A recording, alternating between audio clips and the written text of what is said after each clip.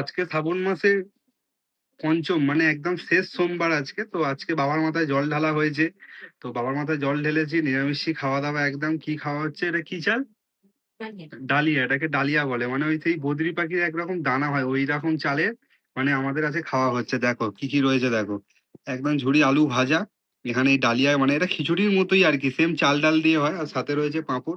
বেশি কিছু নিইনি। আজকে এটাই খাওয়া-দাওয়া করব। সাথে ওপর থেকে ঘি দেওয়া রয়েছে। তার মধ্যে বাইরে প্রচন্ড পরিমাণে বৃষ্টি পড়ছে। কালকের রাত থেকে কন্টিনিউ কলকাতা অলরেডি ভেসে গেছে চারিদিকে। আমার বাড়ির সামনেও জল জমে গেছে। চলো খাওয়া যাক। আজকে শ্রাবণ মাসের শেষ সোমবার। তো আজকে একটু মানে নিরামিষে এইসবই খাচ্ছি। বাবার মাথায় জল ঢেলেছি আজকে চলো খাওয়া যাক। ঘিয়ের একটা আলাদা ফ্লেভার উঠছে।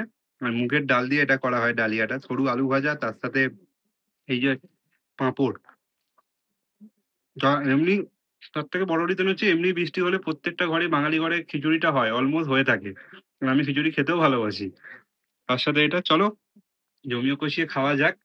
একদম আলু ভাজা খুব ভালো ফেভারিট খিচুড়ি তার সাথে রয়েছে পাঁপড় ভাজা।